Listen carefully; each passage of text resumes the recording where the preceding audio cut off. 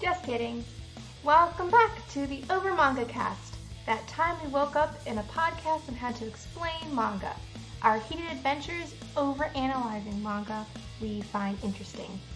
It's your favorite host Jay here, and on this episode we read Call of the Night by Kotoyama. Chapters 1 through 18. You're going to want to stay up for this one. Stay tuned.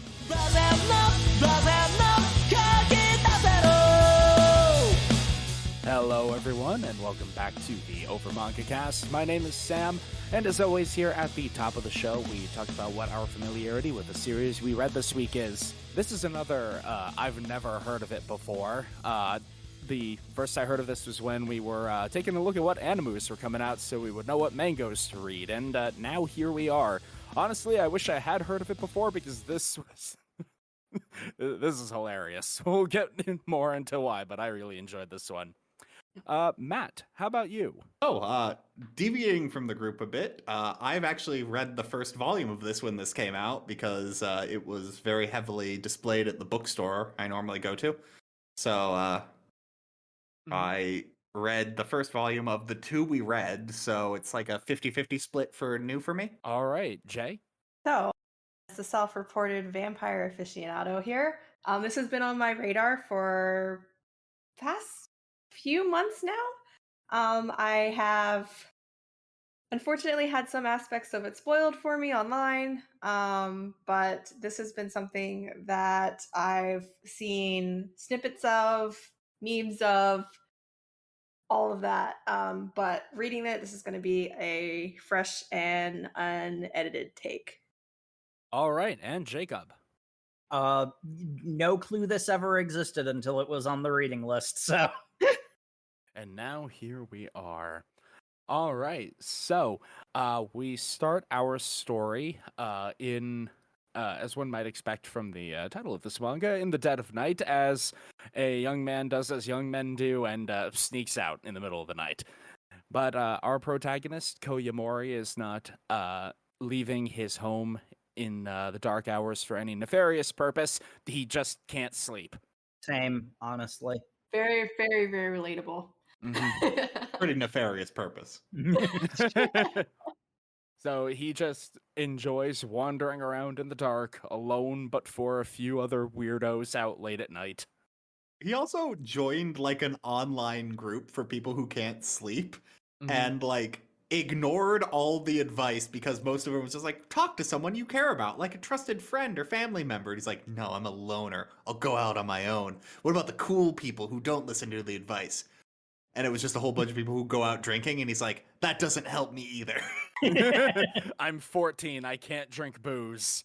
Well, he also doesn't express like an interest in it. So it's not like, oh, this is forbidden, I can't. It's just like, not really my thing.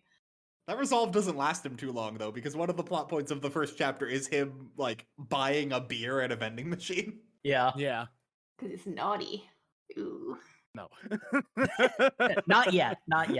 He does some things that are that. Buying the beer is very not a big deal. It's very tame. And he is interrupted in this, though, by a mysterious stranger. A mysterious creeper, in fact. It's a very, very good way of describing her, yes. Yes, she's wearing the full-on creeper getup and everything. Mm-hmm. And then we see our entrance of our fellow protagonist. I don't know.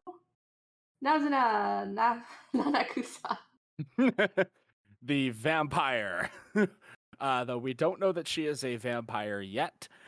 She is just a weird girl in a weird getup who wanders up to people asking if they can't sleep and is like, I can help people with insomnia. Just follow me into this creepy abandoned building. Into this abandoned building. Honestly, I think her being a vampire is not even like, even knowing that, and we'll talk about this later, it's like, yeah, she's a vampire, but she's just a creepy individual in general. Yeah. Oh, yeah. She's well, I mean, she is dead, or whatever vampires count as. I don't think we've had that confirmed. That's true. Might be making some vampiric assumptions here, but Well, she does refer to herself as undead.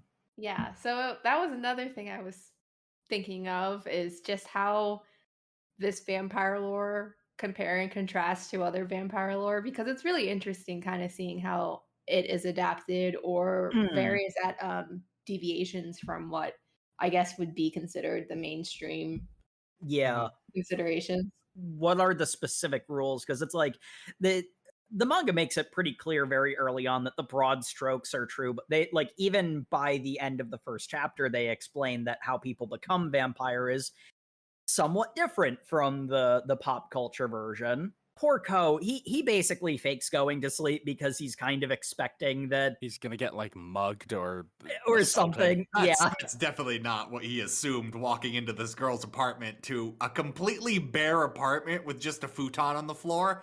and a stereo and a box of tissues. Like, okay, Yeah. yeah. And then she takes off the The cloak. It is a Yeah. black trench coat with the hood pulled up. It is Yeah, like I'm just saying her being a vampire is more just an offshoot of this. She's just creepy. It is a bit of a flasher outfit, and then she takes it off to reveal a bit of a flasher outfit. An extremely cropped crop top, booty shorts, and You don't understand. Leather She was- bikini is what it She is. was actually wearing a trench coat because she was cold. but Well, she didn't want to take off the drip. Yeah, I know. Sometimes you just feel like wearing booty shorts, but you're still cold, but you don't want to wear pants. You can't mess up the Zetai Ryuki. So you have to wear the trench coat to stay warm. But Ko pretends to go to sleep, which he is actually quite good at, having mastered that through his insomnia. And so he is awake when creepy girl leans over him saying that human blood tastes best at night. Dinner is served, going for his neck. And then she takes one sip and falls back in shock because he's so tasty. There's definitely not a metaphor in that anywhere. Definitely not. Jacob. This entire manga is constantly shoving metaphors down your throat. The vampires themselves are a metaphor. Like, You're not wrong. Yeah. And Ko immediately wakes up, and she is distressed to learn that her victim was aware during the feeding process. She tries to pass it off as a really big mosquito, but no, she is the mosquito. There's a sucking joke in here. but not the last time. Yeah. Again, definitely no metaphor in any of that. But yeah, this is where it gets explained that a vampire feeding from you on its own won't turn you in turn into a vampire. There's an extra step that Nezuna is very uncomfortable talking about.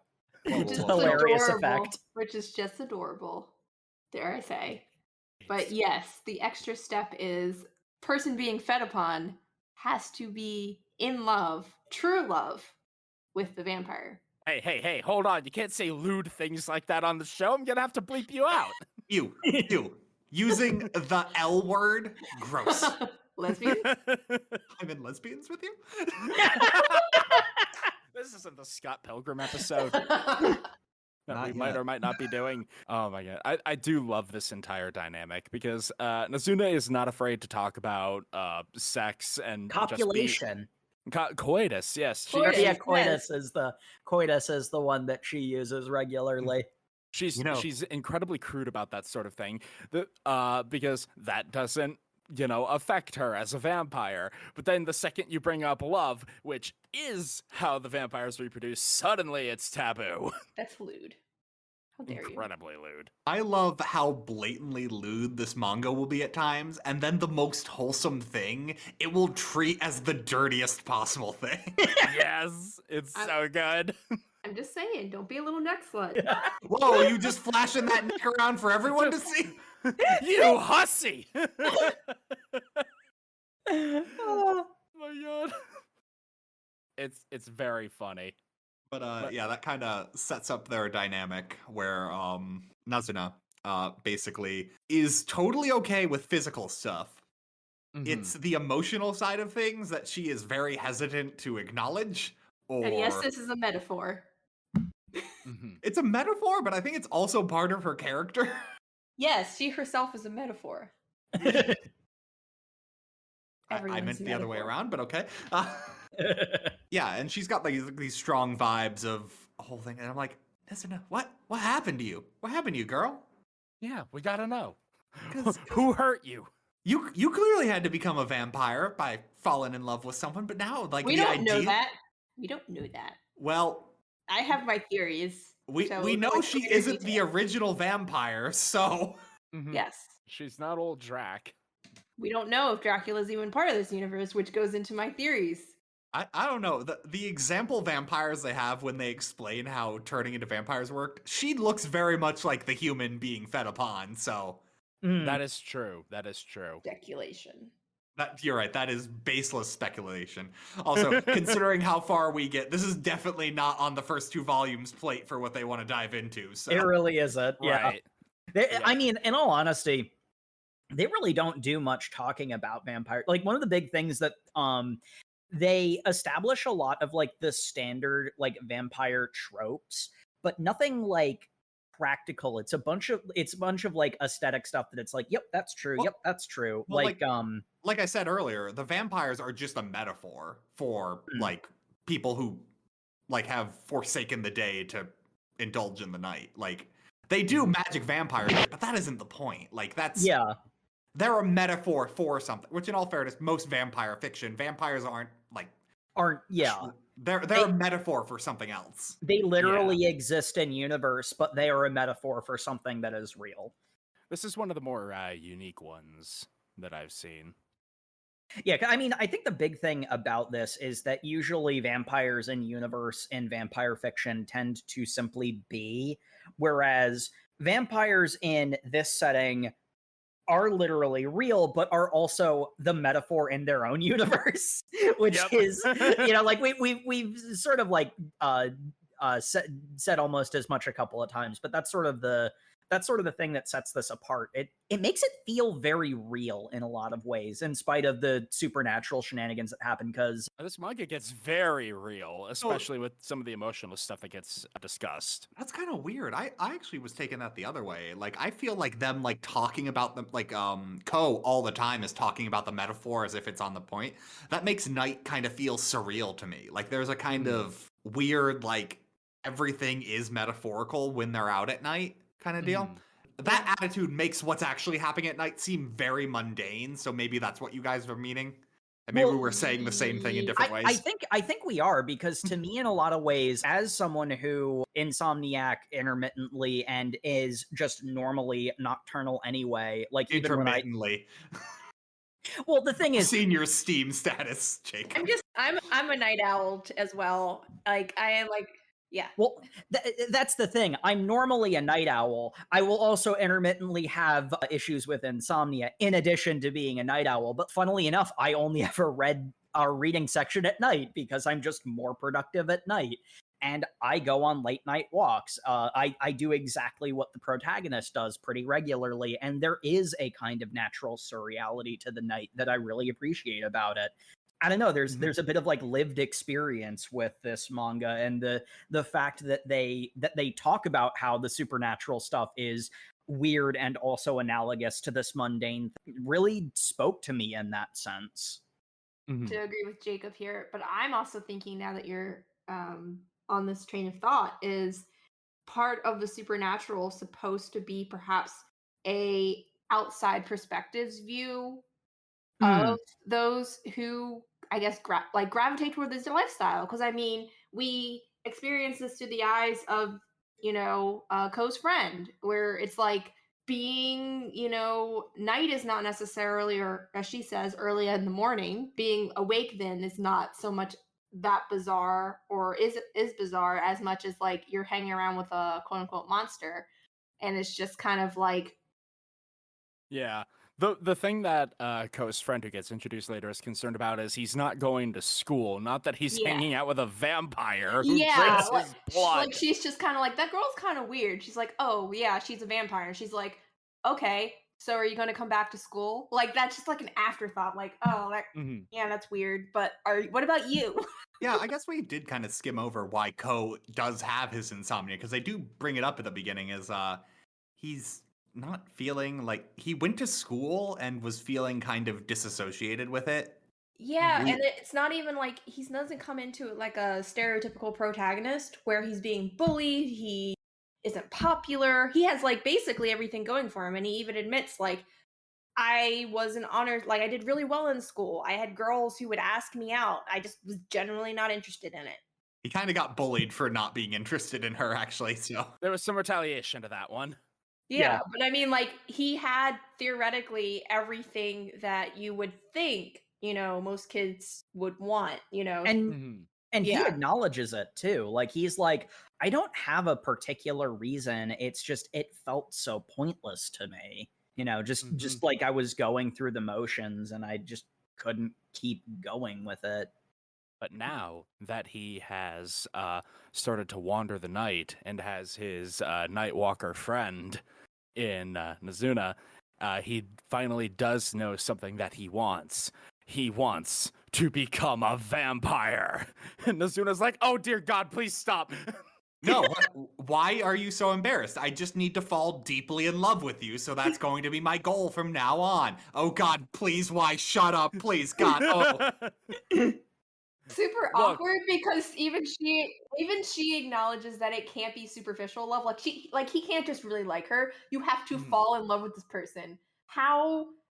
Like even from an outside perspective, I'm just like, that does feel kind of intimate because it's just like a obviously a super emotional investment in this person to, I guess, continue hanging out with them because, you know, after he just wants to be a vampire because vampires don't have to deal with the day. Like, what's the payoff? You fall deeply, like, and then that's kind of like how it follows on because he doesn't obviously has no experience with love. So he doesn't fully understand, like, okay, you fall in love with her. You reach to the point where you become a vampire. What happens next? You don't just cut that off. I do want to point out, being a vampire does give you superpowers. So that is the payoff for him. Which is pretty cool. But I'm talking about, like, more of, like her perspective is just like, yeah, I am pretty cool. But I don't fully think that he understands, obviously, and this is explored a bit, what he's 14. Asking. Of course he doesn't understand what a relationship means. He doesn't know what being in love feels like. Yes, that's what I'm trying to say. Yes, that's the entire, like, crux of the comedy, is he is full, like gung-ho giving into this thing that he does not understand is so much more complicated. Yeah, I'll just fall in love with her. What's the big deal? I don't know why she shies away from that so much. She's being weird. Meanwhile, she's just like, kid, I just want a physical relationship. I don't need to start a family. I'm just looking to get mine and leave. Again, metaphors. Your blood's tasty, kid, but like, I don't know if that is, enough for something this serious. And he's like, I don't understand the problem. And she also doesn't believe he can fall in love with her is another, which, we'll unpack that later, I guess. Yeah, no, I have some theories about Ko, some of which the reading refuted, but I have some theories about Ko. Anyway, the two of them begin their little sordid affair, exchanging exchanging carnal pleasures for emotional attachment. I mean, when you put it like that. Am I wrong? You're not wrong. No, you're not wrong. She admits multiple times they have a purely physical relationship. Well, she also does repeatedly say that feeding for a vampire is a combination of having a meal and having sex. Which is canon, by the way, of a lot of vampire lore. Yeah, physicality does not bother her in the least. And they're having some various nighttime shenanigans, such as vampires can fly, so let's jump off this roof. Yeah, that happens a lot. Well, have you ever jumped off roofs? Apparently it's exhilarating. I mean, I am currently alive, so no, I have never jumped off of a roof. Well, then how can you say you're alive if you've never truly lived? You know what? You're right. Excuse me for a moment. No, you get back here. every time you jump off a roof, you're reminded that you are alive. Not from the Overmountcast, just jumping in. We do not condone jumping off roofs. Please don't. That's Please dumb. do not do that. Unless it's onto a rad trampoline or into a pool. That's still a That is a good very point. bad idea. Apparently we can't do that. So, do we want to talk about the scene where Ko is like, "Hey, you haven't fed yet today," and just like pulls his shirt down and Yeah, you never see. have you no shame? That's where we get the like neck slut comment from Nazuna. I'm just saying, like, just imagining the equivalent of that. And I know there are lewd, disgusting people who probably have encountered this. And yes, I will shame them. Exhibitionists. Just saying it out loud. But I mean, like, to be fair, like, there is an element of the elements of vampire lore, especially because of the time period when a lot of stuff got codified. There is a, like, inherently sexy bent to, like, there's a reason why this sort of thing gets attached to vampires so often. The sort of Hey. natural glamour of it. And Yeah, it's Bram Stoker.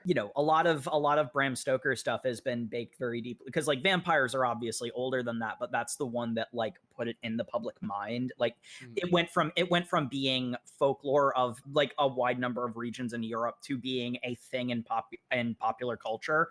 And there is a sort of like sexy transgressive element to, I mean, necking is a thing in real life, like, not for nothing, but like there's a reason why it, why it has those aesthetics. And there is a sort of like hilarious non sequitur of Nazuna is okay with seeing in that sense. Another weird non sequitur.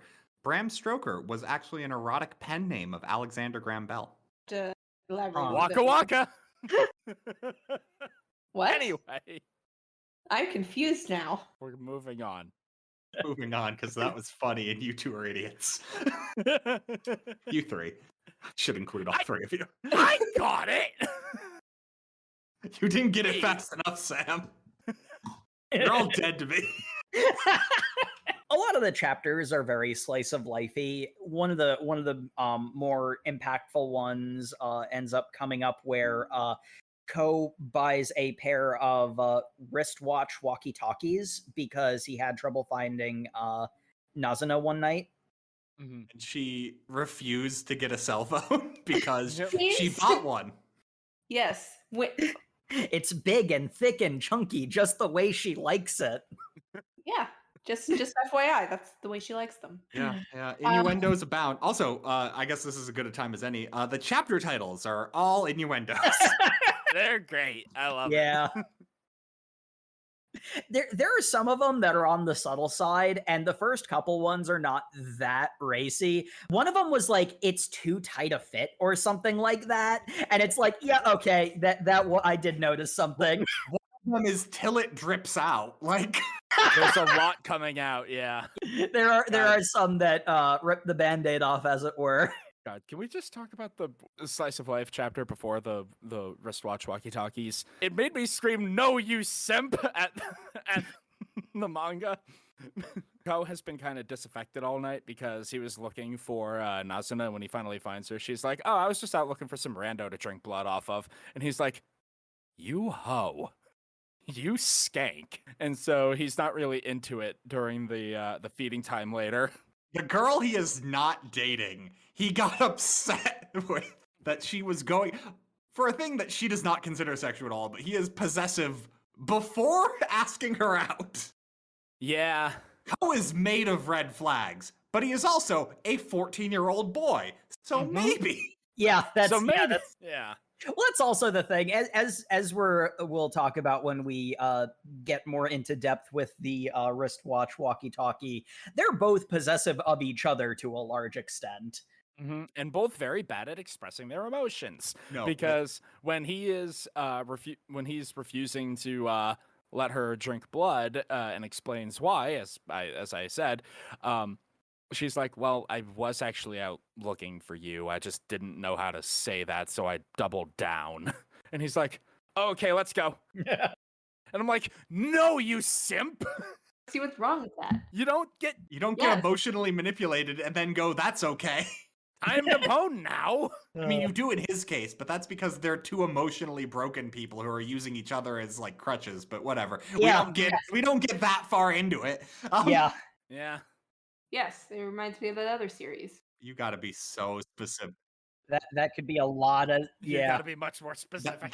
That is a genre that if it gets sad enough is like 90% of my reading list. Yes, that was supposed to be a trope. Yes. Good But job, everyone. that leads into we have to have a way of contacting each other, and Nazuna is not willing to get another phone. We get another reference to Line. You should try it. It's very popular. Yeah. But it's like, It requires interacting with people. I'm not really about that. You send them cute little stickers. It's adorable. But believe it or not, Jacob, if you only want to interact with bots, Line is also great for that, apparently. Fair. Well, today is the last day I wander about aimlessly looking for you because I bought this! What is it? A walkie-talkie wristwatch! Oh, is so dumb. Yeah. Whoa, snazzy. I bought one of these when I was younger. Don't you need friends to use walkie-talkies? Man, just like a vampire, right for the throat. Love that line so much. I love that line so much. One of the things about this is pretty heavily in the comedy genre, but it is very, very, very dry. And it's almost easy to miss that it's a comedy until that line. That line is just like, yes, we are in on the joke too. That continues too, because this entire conversation, Ko doesn't quite realize that Nazuna's making fun of him for not having friends. Yes, and that her whole MO is to go after people who don't have friends and who are lonely, sad people. He's like, yeah, it is cool that I didn't need anybody and I can use a walkie-talkie by myself. Yeah, that is really cool, buddy. Yeah, it is really cool. You underestimate me. Only an idiot needs friends to have fun. Sorry, Yep. I asked. Also, I'm wearing this other walkie-talkie watch I bought 2 years ago, or when he was 9, so 5 years ago. Yeah. His grand master plan for using this walkie-talkie wristwatch without any friends was to leave it in a public place so that some random person would pick it up, and then we can become friends. Aha, it was taken. It was taken. Now I will call them. I don't think he has that much of an internet presence, as we explored earlier, so obviously he had no idea how detrimental this could be. Now I will call them. And he can't summon up the courage to actually ping them. Well, at first, his reaction is he was going to wait for them to call him, and then eventually he's like, they're not calling me. Maybe I should call them eventually. And then 5 years passed. No, I think I'll just stew in social anxiety and end up doing nothing. And that's how we get the Ko we have today. Listen, I'm not saying I identify with Ko, but... I'm not saying I feel attacked by this manga. But I feel very attacked by this manga. I don't know. Apparently this manga says that if you are like socially reclusive to the point you cut yourself off from the world, you'll get a manic pixie dream vamp girl to come fix everything. So, you know. Why has that happened to me yet? Why is this manga attacking me from freaking 15 years ago? I've been telling you. I'm being attacked. I'm being attacked. Never mind. I was just saying, probably not too differently from Sam and Jacob. It's this manga really does speak to me and some of my ideations and things, just difficulties. It's just everything. I feel like I don't say this enough being a member of the anime and manga community. I don't understand how introverts work. You were a very odd one then. We're not odd. Clearly not. You're the normal person among the odd ones. Yes, I fully identify as an introvert. Oh yeah. I don't understand how extroverts work. What do you mean you just go places and do things with people? That's stupid. Why would you That's do insane. that? So they use the wristwatch walkie-talkies, right? Start calling out sniper patterns, like, Yeah. Yeah, having a good time. which, considering what ends up happening, probably not the best plan. Yeah, it starts off with Nazuna doing her usual thing of being a cheeky little gremlin and a lover. But eventually the two of them have a bit more of a meaningful conversation. We get one of the big elements of one of the things that Nazuna does with people that she cares about is that she'll tease them to try to inspire moving forward in them, and they have a bit of a heart-to-heart about because which neither of them are really good at. She wants to fix the broken people that come to her so that they no longer need her, so she can't form long-term attachments. Like a completely healthy person does. Exactly. Yeah, and I mean, that's sort of the thing, because the manga focuses on Ko's perspective. The 14-year-old does not catch the other side of that, conversation. Yeah. But then suddenly the sad walkie-talkie wristwatch TM becomes very relevant, as the cutaway for the end of one of the chapters is to another girl picking up the other wristwatch, like, this thing went off again, or this thing went off for the first time in 5 years. Better examine that. Watch, I just keep on my desk in full view so I can constantly look at it, and I'm like, Ko, you're a fucking idiot, boy. He's so stupid. Oh my god. Bless his heart. He's so dumb.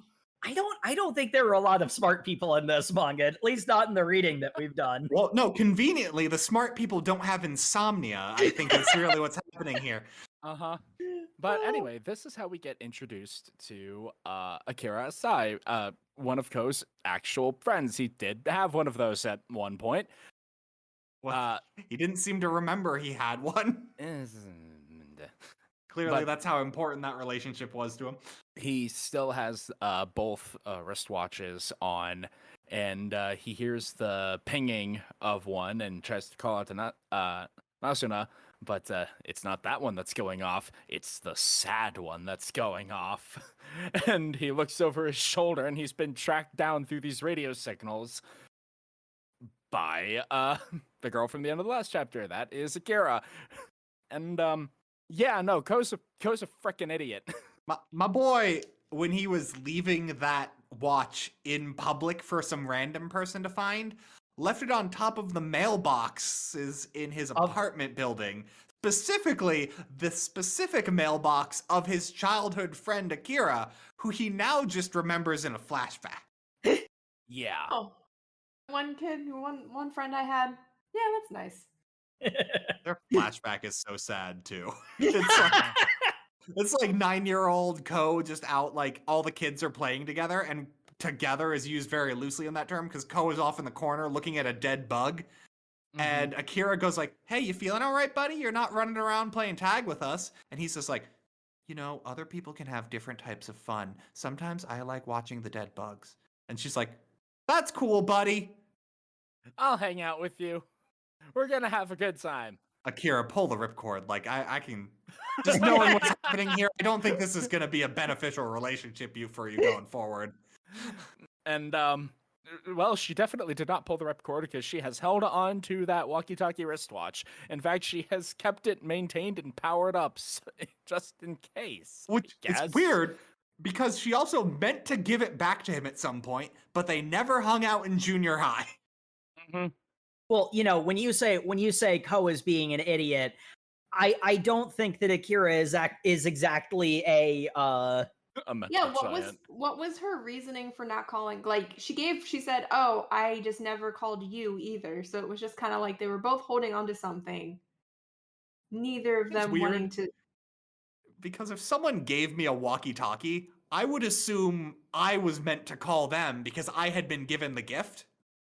That's Yeah. weird to assume they will call you. Yes, Well, it's like she thought it was like some government operative. It's just like I will wait assignment. She knew exactly who it was. That's the problem. yeah, no, I think she even saw him place the thing. Yeah, no, I don't know. There might be some level of kindred spirits in these two. Just Yeah. saying. He stands there like, how did I not make that connection? I was like, buddy, the Because you subconscious. dumb. The subconscious is a powerful force. It's okay. You can all be dumb together. You can all be dumb insomniacs. Yes. In the context of this manga, I'm not assuming actual insomniacs have anything to do with intelligence. I'm just saying in this manga, it definitely does. It absolutely does. He tries so hard to be chill about it. He's like, yeah, it sure has been a while, huh? Wait a minute, why are you up at 4 o'clock in the morning? Oh, I'm an early riser. It's the middle of the night. You mean the middle of the dawn? I'm like, No. no, it's She's glass half full person. He's glass half empty person. that'd be cool if dawn wasn't like the name of a specific event. Like, it's not a range of time. It's when the sun rises. Yeah. Anyway, I'm going to school now. Want to meet up again this time tomorrow? Sure. There's like a whole thing about Nazuna refuses to have any kind of meaningful schedule, and then here's the regulated sort of alternative with whom Ko immediately starts two-timing. Hey. As established by Nazuna last time, they have an open thing currently. Yeah. They have an open thing currently, which is why she immediately backpedaled on talking about going to find other dudes once he started acting salty about it. Look, their relationship is made of red flags, Sam. Like, Yes. I can't Yeah. help you here. No. Trust me, I get it. That's the joke. The other thing is I really like the ebb and flow of how these three interact with each other over the course of the next couple of chapters, because there's one point Ko is basically explaining to Akira what's going on. Nazuna really loves feeding off of Ko in front of Akira, who is not okay with it. Odd. Being watched adds some spice, doesn't it? Don't use me as seasoning! There's also a lot of look, we're aware of the metaphor, we're just not okay with it from the both of them. But one of the things I really liked was when the three of them are just sitting down and talking, you know, that thing that healthy people should be doing. You know, when they're actually like starting to kind of work things out a little bit. One of the things that Akira mentions is, so she's like a monster then, huh? And Nazuna's immediate reaction is, huh. And like it feels very genuine. She's like, huh, you know what? I like her. You should keep being her friend. and that like feels very genuine because, like, you know, say it like it is. That's the kind of thing that, you know, I would expect Nazuna to. What? Someone pointing out the inherent negative traits of myself to push people away? Yes, I like everything she says. That's so good. Thank you. You're doing my job for me. Well, see, that's sort of the thing, though, because it's like, yeah, there is that element to it. But in all honesty, it feels more like this is a more healthy and normal version of the three of them. Like they're actually making progress with each other. All things are relative, because as they are having this conversation, Nazuna is pounding back beers. Like, well, every other panel is going, Mama needs a refill! That's sort of like, she appreciates someone who says it like it is. But then it gets bad again because Akira starts getting emotionally close to Ko, and then suddenly it's back to the parade of red flags for all three of them, basically. Ko, you haven't been going to school. That's really important. Have you considered maybe going back? And then Ko just freezes up because he has no idea how to answer that question. So Nazuna immediately steps in. Lol, cringe. Later, losers. Also, can we just talk about the fact that they went to a bar that's actually a cafe during the day?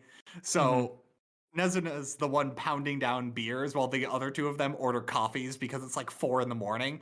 And I'm just like, what bar is open at 4 a.m? Like, what a weird business to transition from late night bar crowd to early morning cafe with no in between. Basically constantly. They must have a very efficient staff. Well, because it's not even like they only ordered coffees, which bars can do. They order breakfast. Like, yeah. Yeah, Nazuna's a little mad about the fact that Ko and Akira are getting closer again, and that's drawing him back into the day, sort of. well, considering it's like 5:30 in the morning now. Yeah. She also has to leave because daylight is coming. I presume she burns up in the sun. We have no idea one way or the other. Considering her outfit is basically like a cloak that completely covers her, I believe she's pretty by the books as far as vampires go and everything else, so I assume so. Mm-hmm. Yeah, it's an easy assumption to make until we are told otherwise. But No, we need an excuse for a beach day. Yes. Beach at night can be pretty. This is how I get my tan. It's under the moon on the beach. But yeah, the big thing is Nazuna thinks that, Ko is on the way to basically getting better and abandoning her, all according to Keikaku.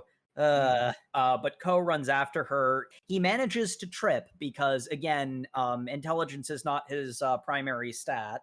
And he explains to her that the thing was he didn't really know how to say to his friend that he really just doesn't want to go back to the day. He wants to become a vampire. He's himself made a very fundamental life decision. He does not have the strength to tell other people that. Yeah. Because it's still new to him. It doesn't exactly speak great to the strength of his conviction, but... He is also 14. He is also 14, so to be expected. We get another scene where it's sort of the funny thing because, like, I was going to say Nazuna makes it weird, but no, it's actually just it seems like a moment of genuine connection. That's definitely how Ko takes it. Nazuna does make it weird, don't worry about it, because... she makes it weird later, though, yeah. As they talk through it, after he has the conviction to say, like, I want to become a vampire, I just couldn't tell her that. She's just like, okay. And then they kiss. Yeah. Well, they kiss because they had a little fight where he's like, "You're mad at me." "No, I'm not." "Yes, you are." "No, I'm not." "You're clearly mad at me." "Will you just shut up?" And then she flips him off and leaves. And that's when looking for her after that, he trips and gets a lip bleed. Yeah, and then because his tongue's bleeding, they kiss. Mm-hmm. And then Nazuna seems to think open mouth kisses is something friends do. I'm not sure if this joke is definitely... Kiss your friends? This joke is set up in what we're reading. I'm not sure it 100% pays off. It gets brought up later that she does not understand what kissing is. Yeah. You tell me you don't kiss the homies goodnight? Except she literally thinks that. Yeah. Yeah. She literally thinks, what, you don't kiss the homies goodnight? It's like, no, Nazuna, not like that. No. Because he goes on there's a whole thing of Ko being a sad boy and thinking like, oh, I'm actually in love with her. This is the feeling of like rushing in my chest. And like he finally gets her to eat his blood again. And then she's just like, nope, you're not a vampire. Also, when I drink your blood, I can basically get all of your emotions. Boy, you're feeling lusty right now. Like that is... Lust is not love. You horny boy. What, a girl kisses you and suddenly you can't get over it? Wow. I mean, that was my first kiss too, but you know. I'm sorry, what? You know, that thing friends do. We'll pick this up later. Indeed. Ko is unable to process this. I was seriously wondering if Ko was asexual up to this point, but no. Explicitly not. Honestly, same. I thought that might be the case, but... They hint that he isn't when he's talking to her. Yeah, no, initially. I mean, the thing is, my original thought process would be, is this an Arrow Ace protagonist? I think he might be aromantic. I think that is going to be an element of his character. Which is definitely going to get in the way of the vampire plan, but... Right, yeah, no, I mean, like, that would be kind of interesting to go with that, but that was sort of the point where it's like, well, he's not asexual, that's obvious, because that got a reaction out of him. Yeah, no. Well, that's the thing, this manga has been horny the whole time, and this is the first time anything ever affected Ko. Mm-hmm. So, That's why I thought it was going there, but They are both exploring each other's Emotions, actually. emotions together. Emotions, Yes. yeah. This is both their first time like even touching upon any of these emotions. And any type of like relationship outside of, quite honestly, physical, transactional, whatever you want to call it. So yes. So that's the thing. That's the thing. It can't be. I was gonna Nazuna's say first for time. Nazuna.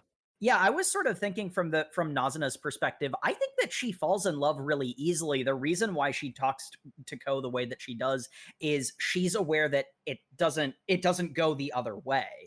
Like the fact that she gets so possessive so quickly, I think she has a thing for him. I think this is probably a regular thing for Nazuna. I think she falls in love very easily, and I think that she loves Ko, but she knows as long as he doesn't love her, their relationship won't change, and that's what she wants because she's scared of the alternative. I think she's just scared of love in general. I think she. Yeah, that's it's gonna why- be that. Well- It's gonna be that trope of like, I was in love once and I got burned afterwards, and now I'm all alone, and I don't want. Yeah. Now I just work for money. Because the big Hey. well, Hey. hey, it's They're professional massages. cuddling Yes. and massages, but not like the big question becomes: vampires create new vampires by having by drinking the blood of one who loves them. So where's her sire? Mm-hmm. She ever had one? Again, we don't know. Literally all cannot be true. We don't know that. She said there are older vampires. That's not what I'm trying to get. I'm saying like we don't know if in universe, because there are other, like that was going to be one of my questions that I'll talk about later. Like what type of vampirism? What are their tenets? Can you be born a vampire? There are some tenets of vampirism that you can be born a vampire, or are you strictly from one solid source? Yeah, because I mean that is the thing. The manga is very, very heavily implying that, and I feel like a lot of Nazuna's character is implying that she did become a vampire the way that she described it. But it is technically possible that there's more than one way to be a vampire. Because specifically they were asking about how he could become a vampire. Yeah. And if he is human, obviously the only option is for him to become a vampire via falling in love with a vampire. I guess that's technically true. I don't think that's where the story's going personally. I'm not saying it is, but unless I've like definitively told otherwise, that is always an option backdoor that has been presented to me in other stories. It is a strict possibility, but I think it is. I personally think it's more interesting story-wise if Nazuna is created in the way that she proclaims vampires to be created, yeah, and therefore has some serious frickin' baggage. That is just very interesting from a story standpoint. He still has very serious baggage. Yes, either way. regardless, yeah. Regardless. Speaking of very serious baggage, by the way, we cut to the next night where Akira goes to hang out with Ko and the vampire girl as he meets her at the. She's getting up at midnight, right? Mm-hmm. Yeah. Well, she actually got up early for her in this one. Yeah. The thing is, the way it's framed, it's one of those ones where it's like she claims not to have insomnia. She totally also has insomnia. Like she's having the insomnia though, where she goes to bed early and then is not able to sleep a full 8 hours. Yeah. Yeah, like she goes to bed at 8 p.m. every night and then happens to wake up at midnight, so she's getting like only 4 hours of sleep. Which, look, speaking of moments where this manga was too real, as someone who worked in radio for like a decade, I can feel this. Go to bed at 8, wake up at midnight, and be like, oh, I've got 4 more hours to lay down. I'm not going back to sleep. Piss. Well, time to go hang out with my totally not boyfriend and his vampire girlfriend. God, I wish. That would have been interesting. You're right. Instead, it just resulted in me being really sleepy. That's one thing. No one in this manga is ever sleepy, and I don't quite understand. That's not true. That's not true, because Akira like falls asleep. No, she doesn't. The teacher is yelling at someone else in class for falling asleep. I thought it was by her He was hair. up all night gaming. Yeah, that was another character. Okay, then. No, it would make sense for Akira to be the one dozing off in that scene. That's not what happened. But either way, that doesn't get us to the threesome. Yeah, because saying that. Phrasing. They are Akira is invited by Ko over to Nazuna's apartment where they are playing video games, and they are Hey, girl who's into me, want to go to my girlfriend's apartment? yeah, no one understands anything. See, that's sort of the thing, because you want to talk about red flags. Ko definitely doesn't really understand the relationship between the three of them, but there is some element of recognizing this, at least a part of the situation. But again, 14, he's a kid. Everyone in this manga is overprotective of someone they are not committed to. It is Yeah. like, yeah. But anyway, she gets invited over. They're playing Mario Kart. Nazuna continues the joke from last chapter where she is offering a kiss to whoever wins. Akira's just like, no, why would I ever want that? That's, what? Wait, Ko, were you promised a kiss if you won? Yeah. Is that why you're trying so hard? No. No. Nazuna's just like, I just give kisses to whoever. They're all my friends. And I'm like, Nazuna, stop. No. My favorite part is she swaps from "I'll give you a kiss if you win" to "I'll kiss either of you if you lose." It's like, okay, slow down. Someone's a little kiss happy. Indeed. They eventually switch to a dating sim, which is pretty fun. Yamori, I want to support your relationship no matter who you love, but it's hard to see you with this wanton monster. I'm now realizing, I'm wondering if the kiss last time was more serious to Nazuna than she's letting on, and this chapter is her doubling down on, no, I just totally kiss all my friends. Yeah, right? Right? I think that. I think that Nazuna, like, again, I agree that she has some serious baggage. I agree that she's scarred, but I also think that she is the type of person who falls in love very easily. And I think that she actually has a quick, passionate thing for Ko that she is not handling very well. Or, just being on guard against love is like, this is just overprotective defense too, so. And it could be a combination, and that's just the way I read it, because we haven't seen far enough to know for sure. Or could also just be her not understanding what kissing is, which is equally funny. That is the hilarious option, and technically also not mutually exclusive. Oh god, my favorite part of the dating sim bit is in the dating sim. There's, the standard, bump into pretty girl, and she's very shy and runs away. And I love how it's the two girls commenting on how ridiculous her character design is, to which Ko goes, I like her. I like that one. Oh, you mean the one with the ridiculously short skirt and the ridiculously huge boobs? You like her specifically? I wonder why. Is that what you're into, Ko? Nice shy girls with giant bazongas? Would it kill you to just say breasts?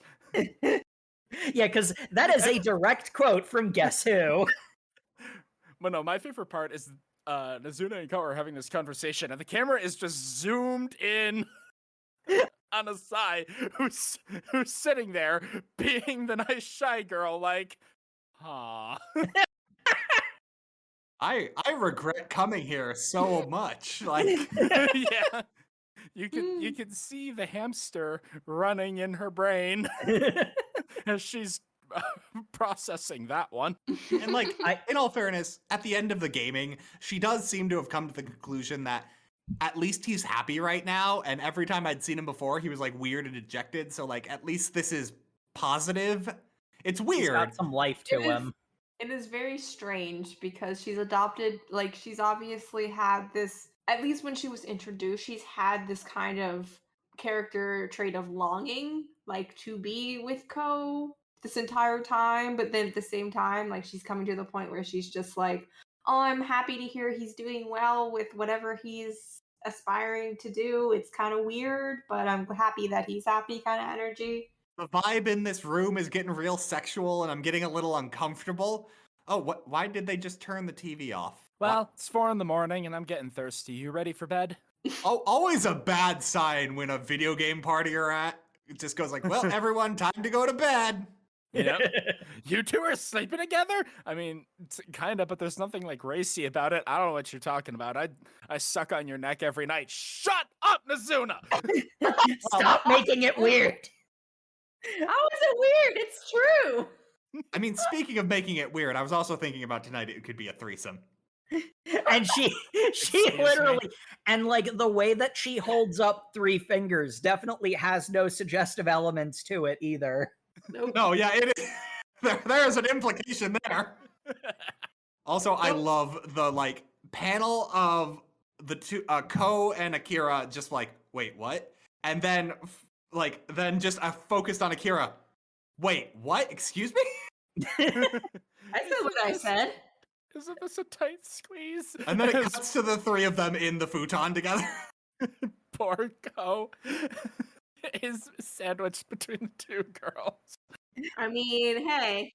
Kira's like, isn't this a tight squeeze? You waited till we were in the sandwich to complain. Too late. You're already in the sandwich. How this was cut, it completely negates the fact she just willingly totally gets into bed with the 2 of them. It's only after she's already in that situation she goes like, this is weird. You could have said that at any point. Well, I'm gonna get up and leave. You sure about that? It's raining outside. And What? I don't have an umbrella. Why don't you stay until the rain lets up? Oh my god. Cliche, like romance movie cliches all the time. It's either snowing or it's raining. Why don't you Maybe stay it's cold here? outside.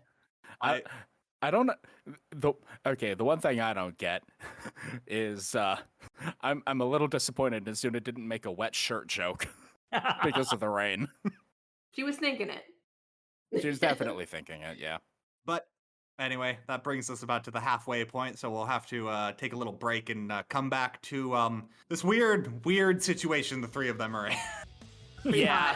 Anyway, we'll be right back, folks. Woo!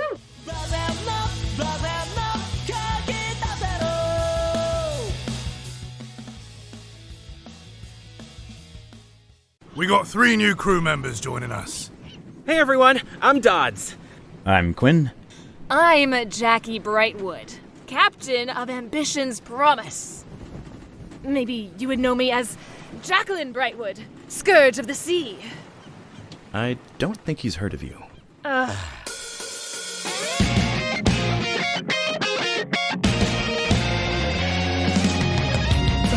I can't believe this is where my life is.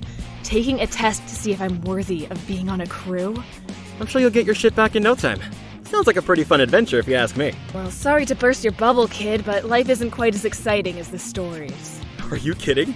We're about to sail the sea, battling pirates in a magical storm. We have vital information for the Queen about the culprits. They are led by Captain Cross. Evandel, please don't tell me you believe that old ghost story. Captain Cross ain't real. He's just a fairy tale to scare the newbie sailors. Is this how you treat them? That's not how a captain's supposed to act. Are you here to challenge me, Dodds? No, I'm here to take you down. Come on, Quinn. To adventure!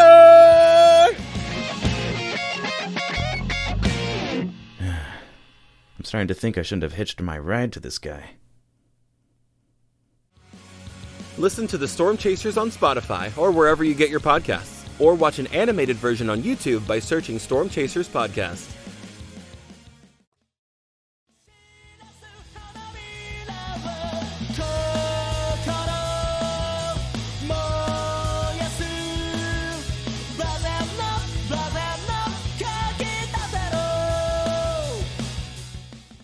Welcome back, folks.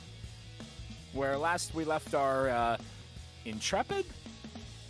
Our dumbass Nightwalker. He was sandwiched between the other Nightwalker and his shy childhood friend. Mm-hmm. Who, when we cut back to her, is this manga loves making drinking blood look as sexy as possible. Mm-hmm. They do not decide to do this for this part, as this is the most disgusting drinking blood looks the entire time, as she is huddled in the corner as they have decided to do this in front of her.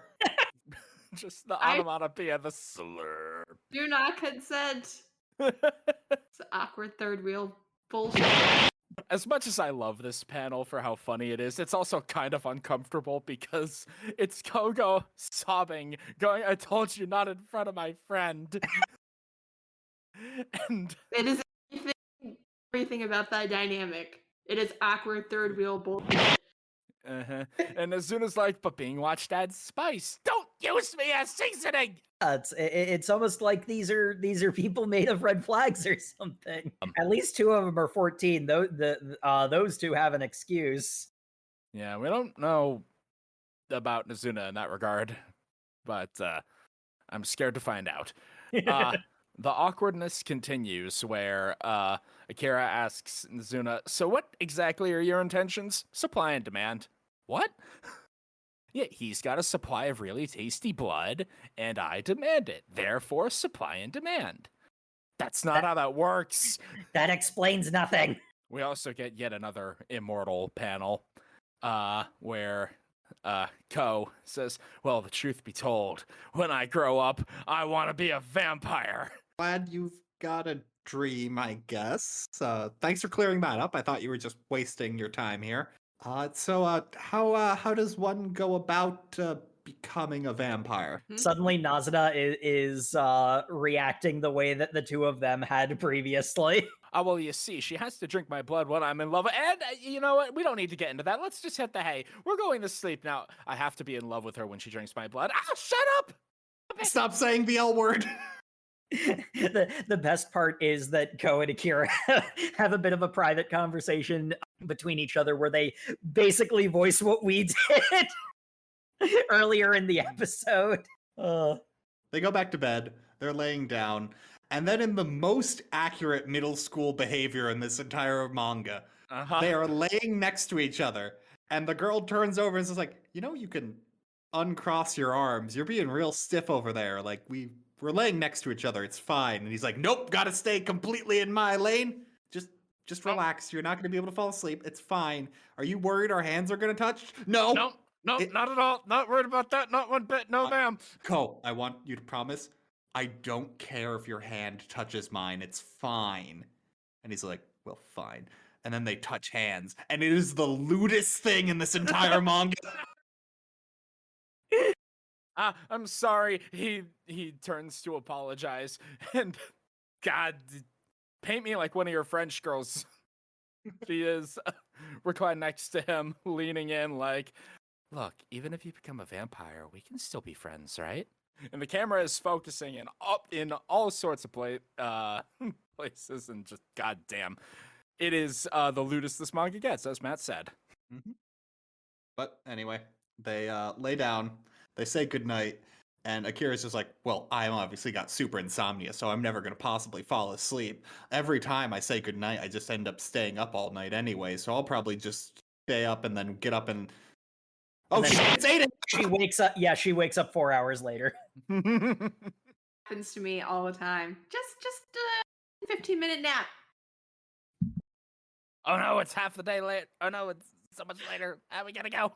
When does school start in Japan that she can leave at 8 a.m. and be fine? I mean, if she's like, they're in middle school, right? They're 14. Yeah.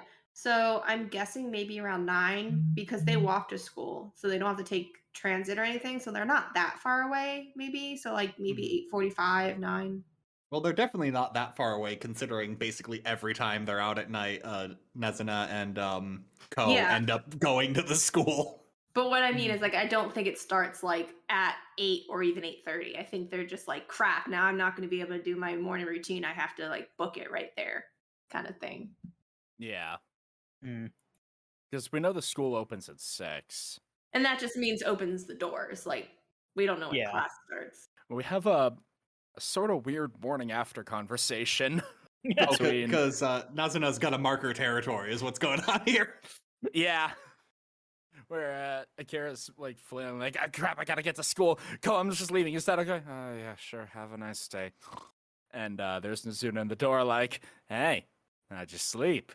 Gonna go have a good day at school? You gonna keep messing with this dynamic we've got here?" Are you happy now that you know he's in good hands and you don't have to interrupt? We'll see. I'm like, Good answer. You are okay with the current situation, but you are willing to pull him out should you see something you don't like. Mm-hmm. I like this protective, almost maternal, paternal like thing going on. Oh, please don't give her a maternal instinct for their relationship. That is a whole Oedipus complex and a half. Yeah, let's avoid that one, Japan, for once. We want to talk about Oedipus complexes. I've got a manga we can read. No! Do we have to? I don't know. Yes. Wait. If it's the Hold one on. I'm thinking of. It's the one you're thinking of. It's really good. Look, we're still talking about this awkward manga, okay?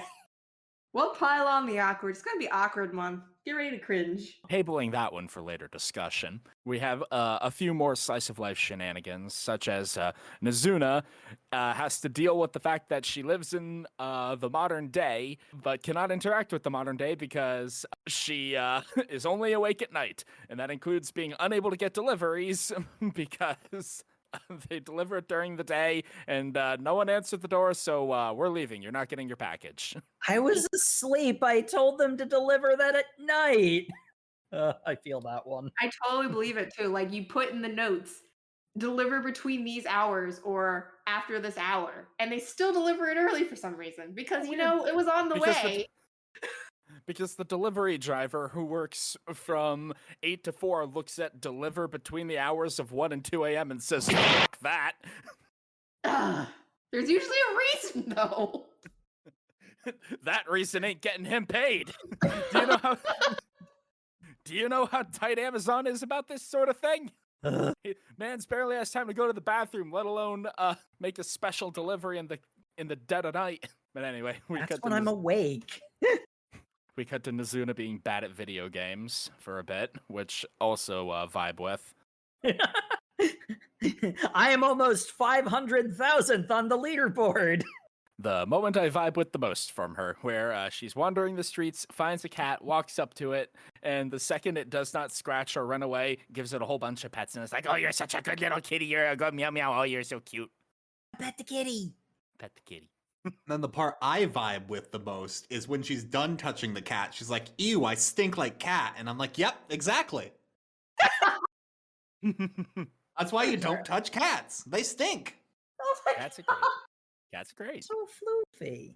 Yes, it's tiny floofy friend. It's a little soot ball. Yep, but now that she stinks like stray cat, she needs to go take a bath. And hey, if this watch goes off, let me know. You mean like a timer? No. It does not explain. I'm just going to point this out. Somehow this manga made the bathhouse scene less lewd than the hand-touching scene. Yeah! Yeah, the bathhouse scene where Nazuna's just, like, straight up naked, going through the bath routine it's so mundane. Very tasteful nudity, like it's... Yeah. Yeah. It's Thermi Romi, but Thermi Romi was incredibly sexy, so that's a bad example. Yeah. This is also where we get one of the checking the vampire lore box. Yeah, it's like do we get a check mark or do we get an X? Well, she doesn't have a reflection, so check there.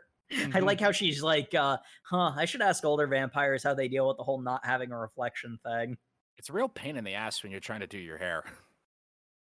Or just check my face, like, come on. But on your face. The beeper goes off on the walkie-talkie, and the attendant goes to tell her, and she immediately zips out and grabs it because she wasn't waiting. What are you talking about? She wasn't waiting. She wasn't looking forward to seeing him. Shut up. But unfortunately, barely has a towel wrapped around herself. Mm-hmm. Yep. So she gets all changed. She heads out of the bathhouse, but unfortunately, her hair's still down because she didn't have time to do it, and it's still slightly wet. Mm-hmm. And I guess that's Ko's thing, because he is suddenly like, boy, howdy is it Ko's thing. Is this a completely different woman? And I think that's a meme. I think it is. Because girl changes hair slightly. Is that a completely different woman? It's totally a meme. Like if a girl forgets to wear makeup or she changes the color for hair or something, they're just like, this is a completely new person. Wow. Yeah. Well, it's like one of your distinguishing features is different. I have to work on the other ones. And also, goddamn, that hairstyle looks good on you. Wow, for real? She looks super good. I mean, yeah, hi. Then because Ko learned nothing about the last time this happened, so he's like, no, I'm definitely in love with you right now. Drink my blood, I can't think straight. No, She does. You just a slut. She does, and then goes, that was some tasty blood. But boy, you horny. You are so horny. Well, no, my favorite part is Ko rationalizing it to himself. It's like, after she does it, it cools me off. It clears my head, and I'm like, yeah, that's called post-nut clarity. Yeah. Ko is this where he starts, and he really doubles down in comedic bits going forward. He justifies all the sexual things. Mm-hmm. Yeah, the camera starts really zooming in on her mouth from when it's in Ko's POV, and I'm like, God damn, dude. 14. 14. Oh, is this the bite where he's just like, ow, it hurts, but also pleasure? Yeah, it good, is. though. It is. Ko's really into this hairstyle. He is. He likes, or he's learning what he likes. Yeah, that is definitely a feeling where you're just sitting there going like, oh no, am I into this? Oh no, I am into this. Yes, you're into this. And that's okay. That's okay. Yeah. It's fine. Sometimes you just discover. Yeah. And I'm just saying objectively, it's a little thing. It's not something like body modification or something that would be extreme. It's just like, no, I like girls with like wet hair that's hung loosely. Look, I gotta say, top tier female friend is also understanding you think something is really hot and then mocking you relentlessly for it. Oh, you into this? Wow, you freak. What is wrong with you? Oh, you think I'm sexy now? Wow. Hey, let's go here. Ko, in their wandering, notices it's a hotel that, for whatever reason, seems to be charging by the hour. How about that? My boy is insistent that they immediately go someplace to rest. Oh, another moment of Ko. Wait, no, you're learning the wrong lesson. Is the wet hair bite where he's like, I feel pain, but also pleasure. This must be like sex. So that's what it's like. It's like, okay. For certain things, yes, but Sam, hold on. Explain the BDSM community to him, please. No, you're not quite at that point yet, buddy. We're not. You're diving too far into the deep end here. You're gonna have to slow down just a little bit because Ko needs somewhere to rest. He picks the first place that is renting rooms. Unfortunately, it is one of those hotels. And Nazuna is fully aware of where he is suggesting when Ko is very much not.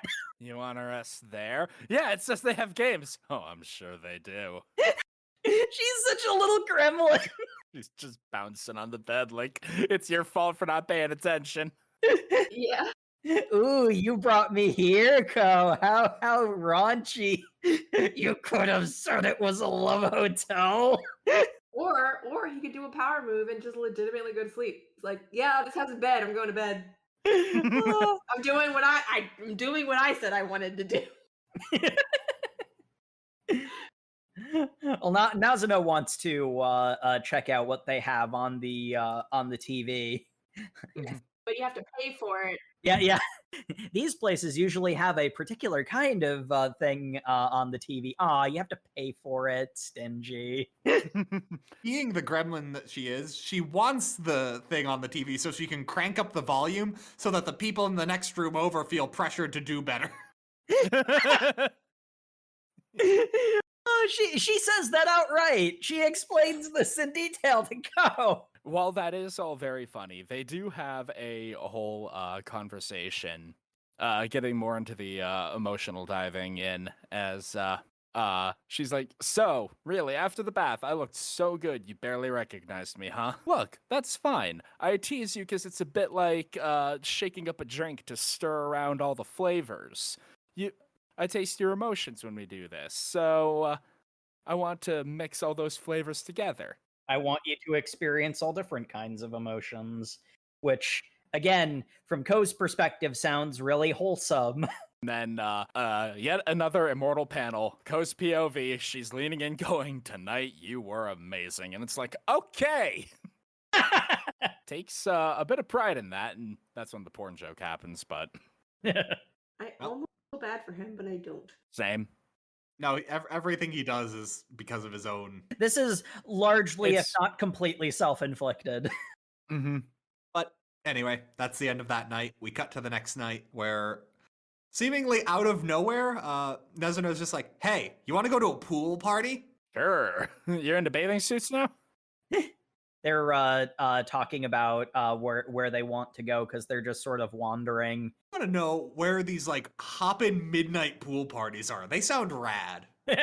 Right? So do we know if they're like in a dense metropolitan area? Well, if any manga doesn't tell me where they are, I assume a suburb of Tokyo. Okay. Because like, yeah, it's like New York think City. I think they do mention that it is in Tokyo. I think. I could be wrong about that though. Yeah, because I'm just like, that's not too preposterous to assume if it's like that kind of area where there's always some type of nightlife or some kind of event going on. Which I want to know the nightlife that rents out swimsuits. Right? But Nazuna's really about this idea. She wants to be a party girl. Well, she's like, I'm going to be the most beautiful one there. One of the beautiful people. Because she's like a vampire or something, and they have this innate sense of beauty and intrigue amongst them. Yeah, well, there's also casually mentions that vampires have glamours, and I'm like, oh well, I guess that's got confirmed. Yeah. So there's also the element of we start off very much in Ko's head, and he's learning some things. Mm-hmm. I like bikinis.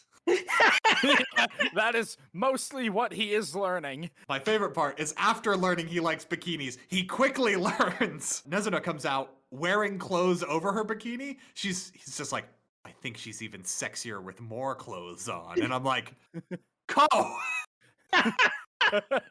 hey. That's a mature like idea because sometimes more is less. Good, yeah. He's beginning to believe. Also, go get me a beer because I think I drink those. Kid, you're 14. How did you even get into this party? Did they not card you? Well, it's Japan. I don't think they card for shit. No, true. But yeah, it's actually Nazuna who decides that she's gonna go get a beer for herself, and she's like, "Hey, Ko, you want one?" And he's like, "Hey, you know what? Why not? I'll try it." Yeah, sure, okay. His contemplations of justice are interrupted as everyone in the party is like, sees Nazuna and says, "Damn, what a babe!" And she's just blindly meandering through the party like, okay, where's the beer? Beer. Nazuna is surely enjoying the attention on top of it. Mm-hmm. Well, we see that. 3 guys end up going up to her to hit on her. Yeah, openly hit on her. Oh, you say that. I will say, as far as manga guys hitting on a girl in a group, no, I like these guys. Yeah, no. They see a girl at a party, and they are just going over to hit on her, like, in a very normal way. There's nothing creepy about it. They're like, "Hey, are you alone?" I mean, if you're not alone, we'll buzz off.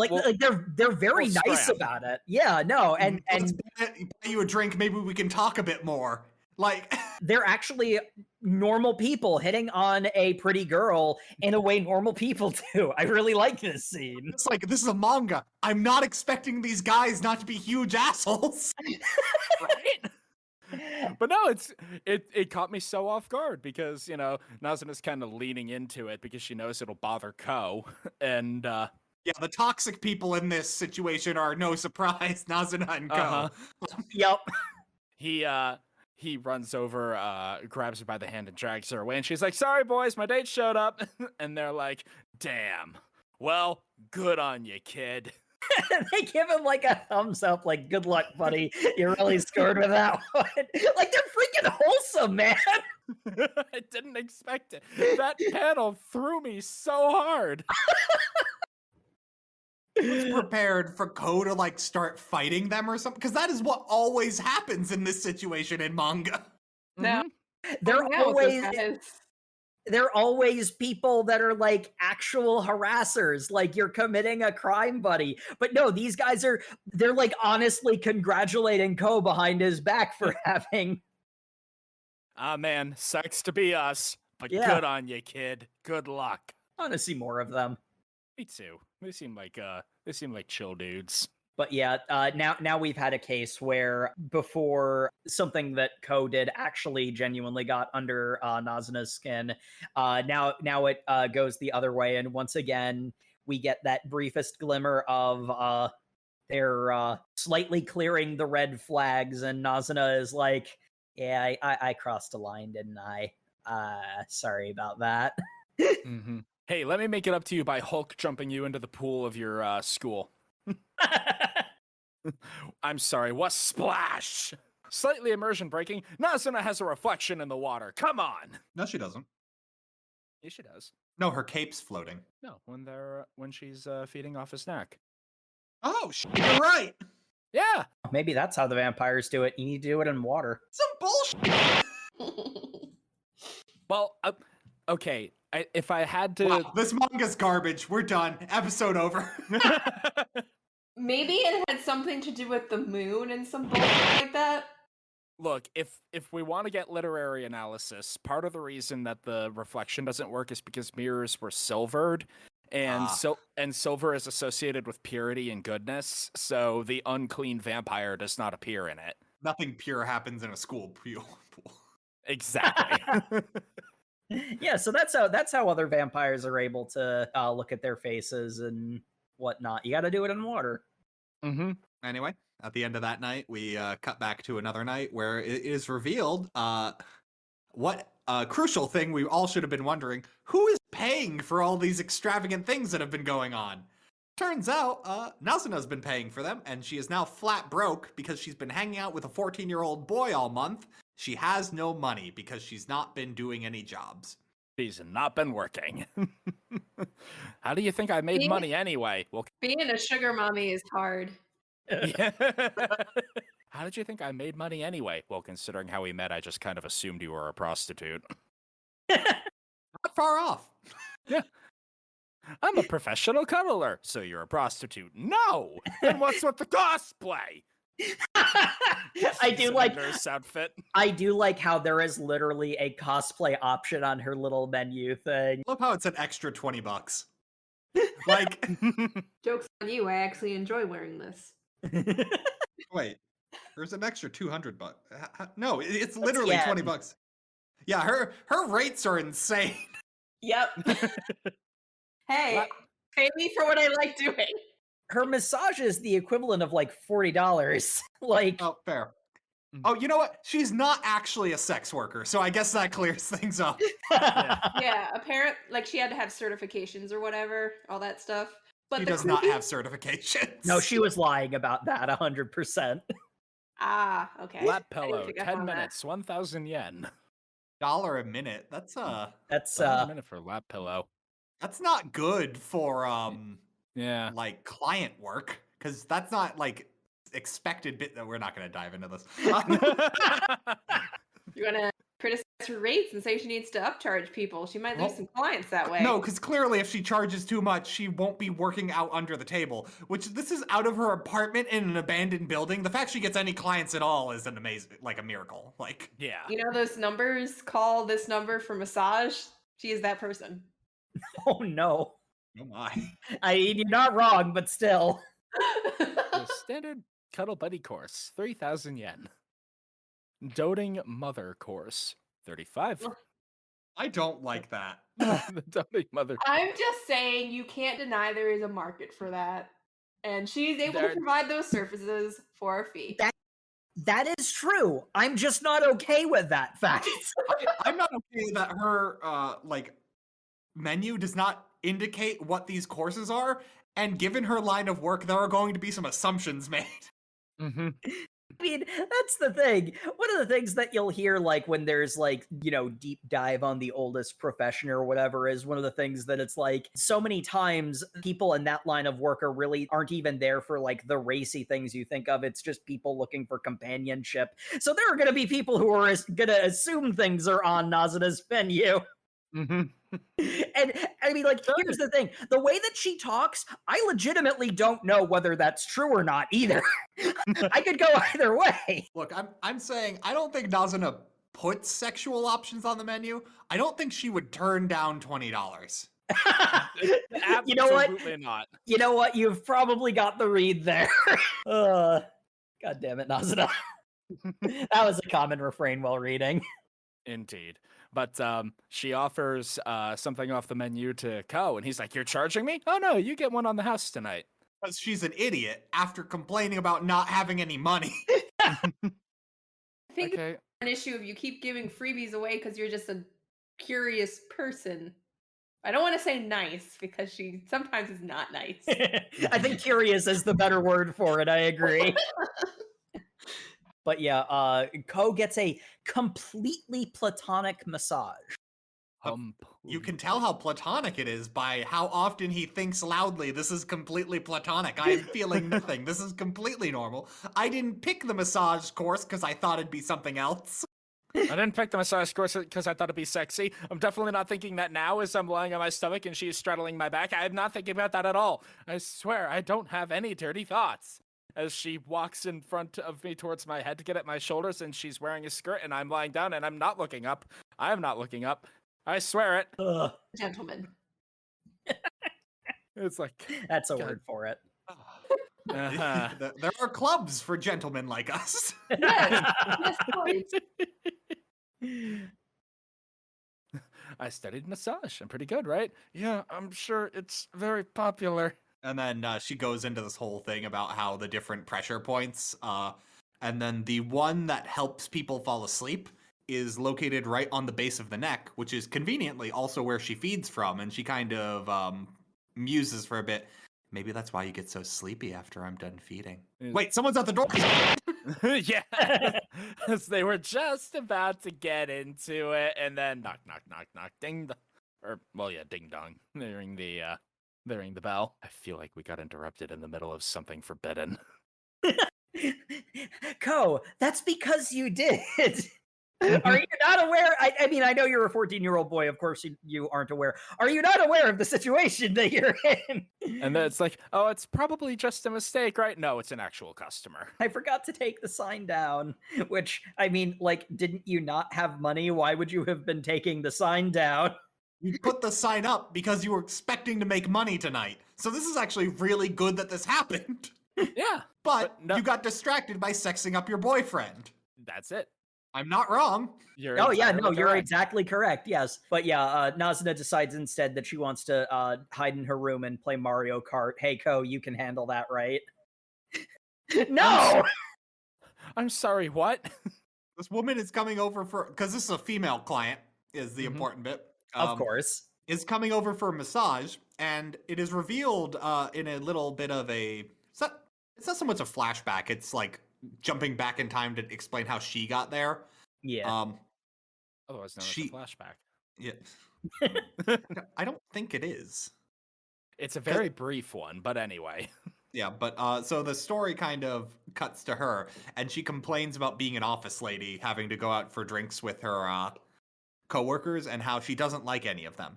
She likes her job, she just doesn't like them. Hates the people, yeah. Totally relate. It was very painful. Because they're all weird creepers, and she is the only woman on their team, and apparently she is frequently accosted by jokes followed by, was that sexual harassment? And I'm like, ew. Yeah, what? Hey, good rule of thumb. If you have to ask that question, the answer is usually yes. It's great to see that, given how modern Call of the Night is, it's great to see that Japan is still doing really well with that issue. And she's also gotten to the habit of, when they're all carpooling home after they're drinking, of getting dropped off at random street corners, so none of them know where she lives. Yeah, I get the sense, though, that even though, as you said, like, these guys are creepers, like, I don't think it's necessarily that she worries about necessarily just them visiting her, like, drunk or whatever. I think it's legitimately, like, trying to further distance yourself from your, like, office people. Like, I just don't want to be affiliated with this aspect of my life. She's annoyed by the things, but I don't think she feels genuinely threatened by any of them. Yeah, she's just annoyed by them. Threatened. She's just like, I just don't want anyone to know anything about me. Yeah, like she recognizes that the obnoxious and inappropriate comments are jokes and not serious. That doesn't make them okay, though, so I don't want them to know where I live.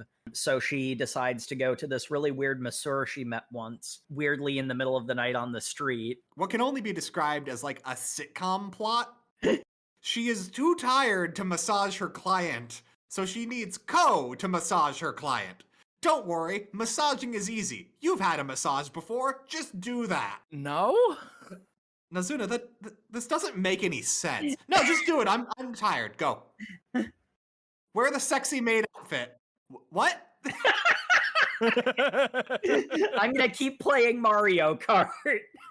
Oh, I forgot. The big thing is like, okay, since you're doing all the work, I'll split the pay 50-50 with you. Hold on, what? Also, oh, you don't want money? Maybe I can give you a little something extra. No, 2,000 yen's fine. Cut to him suddenly gung-ho, ready to do this because he's in it for more than the money. Well, but like the constant refrain in his head is, I'm doing this for the 2,000 yen. I'm doing this for the 2,000 yen. I'm definitely not doing this for anything else. I am very specifically doing it. He's not doing it for the 2,000 yen. Meanwhile, this office lady is incredibly creeped out. Yeah. She's like, which understandable, honestly. The last time I was here, there was a female masseuse. The boss is off tonight. Okay. Yeah, I'm just handling it. And she's like, I don't want to get massaged by a man, but I already came all the way here, and I guess it's fine. And then as they're talking, she's like, wait, how old are you? 14. And then she immediately, like, almost gets up and's like, well, I don't want to go to jail. There is a whole panel of her being like, oh, yeah. Wait, 14! Why are you working? I want money. Okay, I get that part, but... That doesn't really answer my question. Well, life's boring, so I want money. Also, And, I love being out at night. It's so nice and exotic. Don't you agree? You don't understand. When you're an adult, you have to go do things that you don't like, and it's boring and dumb, and I hate it. There's a really kind of intense scene where, like, they're in the middle of having this discussion. Her phone rings and she recognizes her boss has drunk dialed her and is going to demand that she put in overtime, basically. Well, worse than that, he wants her to go finish his work at 2 a.m. because he's essentially like, he went out drinking. He's like, hey, I forgot to finish this. Can you go get it done before tomorrow? And I'm like, and even Ko overhearing is like, that's bullshit. Yeah, that is incredibly stupid, especially because she, like, breaks down into tears, like, God, I hate these stupid assholes so much. Okay, that moment's over, I better get going. No, you were crying, you're not leaving. And in the best way to handle this possible, Ko decides to barricade the door. The door with his body, yep. This woman who is feeling slightly uncomfortable now feels very uncomfortable. It gets better because then Nazuna Alucards her way through the wall. Hey kids, want to see a dead body? What's all the yelling about?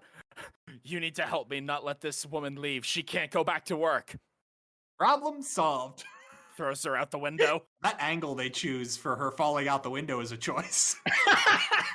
But yeah, Ko very briefly berates Nazuna with, that is not what I meant, and then jumps out the window himself. As she is now realizing, like, as she's falling, like, oh man, I was just having a normal day and I hated everything and now I'm gonna die. Just happened. She seems very kind of just, I guess this is happening.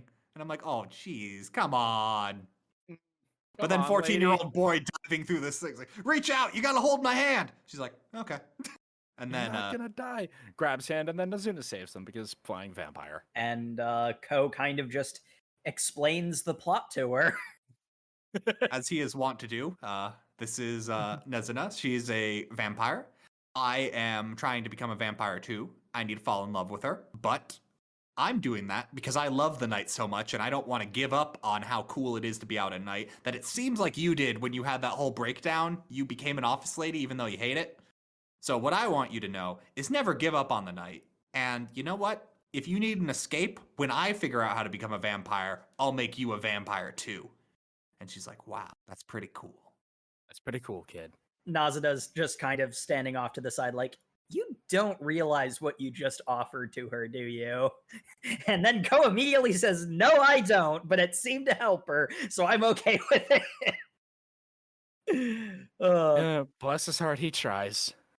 Yeah, it's very much the case where, like, this is a slice of life series, so it's going to take a long time building to its point. I can't really say where this is going yet, but this is definitely one of those cases where, you know, the metaphors of, like, the freedom of night and, you know, doing what you want, a lot of different ways that they can take it, but yeah, and considering how this chapter ends is basically like, I wonder if there are more meetings like that ahead of me. While showing 4 separate people, I'm like, oh, well. That's how they end volume 2, is like, here's the characters you're going to be meeting. Please buy volume 3. Here's how the plot's going to work out moving forward. I know you might be wondering that at this point. And I'm like, oh, cool.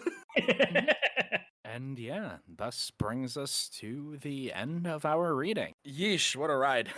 So, God, I was going to say the seminal question, but that feels very wrong to say for this manga. In this particular context. The first of our discussion questions, favorite character. God, it's hard to say. There's a lot of good options to choose from, but I think I will actually say that Asai was my favorite character, just because, you know, she's got the setup of, you know, to be a recurring character. Her segment of the reading that we did was the one I enjoyed the most, and I'm curious to see how the tug of war between day girlfriend and night girlfriend will continue. Yes, that is my choice for favorite character. Jacob, how about you? So my choice should be obvious. It's the cat. Of course. Okay, my actual choice. I'm actually going to say it's Nazuna. One of the big things I really liked is I also really enjoyed the reading section with Akira.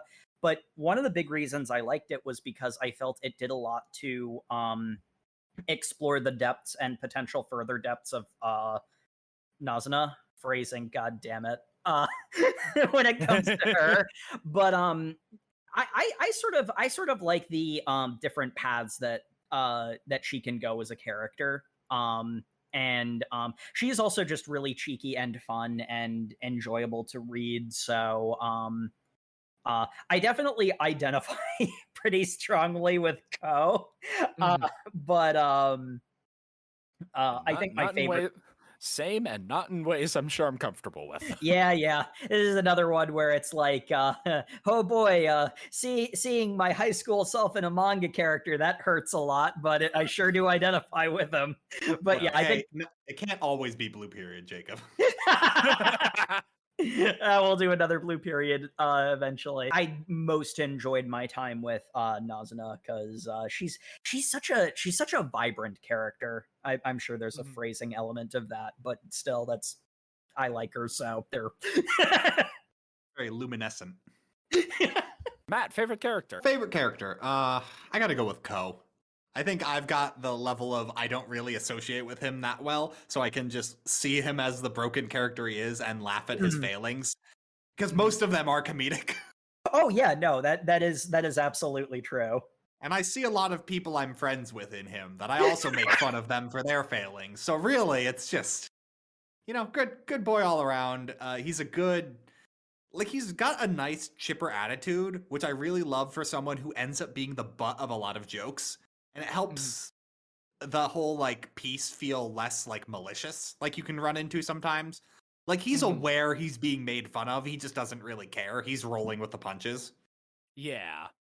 Yeah, a lot of what makes Ko is the reason why Nazuna comes off as likable as opposed to obnoxious. And that's a very important balance to strike in this kind of manga, because it can definitely reach the overbearing point of, okay, seriously, he's already dead. Calm down. Yeah, the going for the throat comment is funny rather than sad. All right, and Jay, favorite character? So my favorite character, to preface, I liked all of the characters for different reasons, but my favorite would have to be Nazuna, for other reasons that have not already been mentioned. All right, and since this is a rom-com, and we have some rom there with the com, favorite ship? I can't tell if I like it more because I hope it works out better for the two of them, or because I want to see it burn. But I gotta say the main ship of Ko and Nazuna. I mean, again, I sort of had the read of I feel like Nazuna is the type of person who falls in love quickly. And that's sort of why I'm a bit in agreement that I feel like that's an interesting direction to go for like a big moment of Ko realizing that the relationship hasn't been completely physical from her perspective, that it's actually been more physical from his perspective than hers, that being a big moment between them. I think it's interesting, though. Again, I also kind of wonder if Ko is aromantic, which if that's actually true and he's not just being a teenager, which is strictly speaking probably more likely from a writing perspective, but it would be interesting to see an aromantic protagonist in a rom-com. That would create an interesting dynamic within the story onto itself. So there you go. Matt, Jay, any thoughts on this topic from you folks? Jay, you got anything? Other than the main ship of Ko and Nazuna, I probably would like to see more of Akira, because I feel as Ko comes to realize more of himself and more of, what lies out there, that it's not such a nihilistic view of the world, that he can kind of come to a sense that kind of what Akira has, where she has a little bit of both, where she's able to function in the day, but also still have those interactions with the night or the pre-dawn that she currently has. And she's also just a good complement to him, where she recognizes his faults, and in spite of those faults, still obviously is comfortable to interact and wish him, fulfillment and happiness. Yeah. Basically the reasons that I picked her as my favorite character. It's an interesting dynamic I want to see more of. And the ultimate question, would you continue reading? Resounding yes for me. This was hilarious, and while I did feel attacked, it was weirdly nostalgic. It was kind of fun to touch upon the aspects of myself that have not seen the light in many a year. I listened to Voltaire music while reading this. I haven't done that in a decade. So it was a weird nostalgia trip for something that I have never read before. Matt, would you continue reading? Pretty chill. I enjoyed it. I kind of, as with always with chill things, I enjoy as I read them. They're not something I really look out to go read. So nothing has really hooked me so far, I'm going to be honest. But that's not even like a bad thing. It's just... that's sort of the nature of the storytelling style. Like, it's chill. I enjoyed my reading. I think nothing is moving me forward, but there's also nothing keeping me from going forward. So if it's possible to give a neutral answer to a yes or no question, this is it. Jay, would you continue reading? Absolutely, because it hits on multiple points. I resonate both with, like I was trying to say earlier, with Ko and Kyosumi. Now, recently in my working life, I see both ends of the fan. Yes, this is nostalgic for me, but it also kind of, I don't know, pulls into... I feel like for myself, I've come kind of full circle, where I recognize the parts of me that needed growth, but now as an adult, I'm like, did I really want that growth? No. People still suck. I need to go back to the night.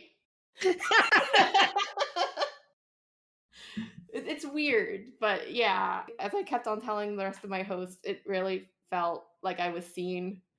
And now I see it from both perspectives now. I'm just like, I understand how she feels. If there's anything about this manga, it is very seen. In every sense of the word, to the detriment of some characters' mental health. As for me, the big thing for Call of the Night, from my perspective, is the thing I value most in stories, and the thing I look to most is characters. I didn't do my normal thing of shouting out literally every character just because I loved everybody, though this is another case where that's true. There wasn't a huge number of major characters. It's very tightly focused, mostly on Nazuna and Ko. Even Akira to a large extent feels less focused on. in a sense. The dynamics between those three in particular, but also between them and all of the other, one-off characters. Like, heck, the fact that it made those the dudes at the pool party hitting on Nazuna actually like instantly likable, and I want to see more of those rando no-name background characters says something good about the character writing in this story. So it's definitely a yes from me. All right. And thank you, everyone, once again for tuning in to the Over Manga Cast. As always, you can find us on all of your social media, where we are at Over Manga Cast on Facebook, Twitter, and Instagram. We've also got our website, overmangacast.com, where you can keep up with the show, listen to episodes, drop us a line on comments on an episode, or something you want us to read. You can also catch us on YouTube, where you can like, comment, and subscribe. And as always, we appreciate reviews in any and all forms on any of your podcatchers of choice, although iTunes and does Spotify do reviews? I don't know. iTunes is preferable. I mean, I'm pretty sure you can give us 5 stars on Spotify, so do that as well. I mean, do it everywhere, but also do it on iTunes. Yes. Or and Apple Podcasts, I should say. Yes. And tune in next week, where we are going to be reading Lucifer and the Biscuit Hammer, chapters 1 through 16. Keeping the summer season going. Indeed, indeed. So if you want to keep up with the show, read that for next Thursday, and good night, everybody. Good night, folks. Good night, everybody. Stay up too late.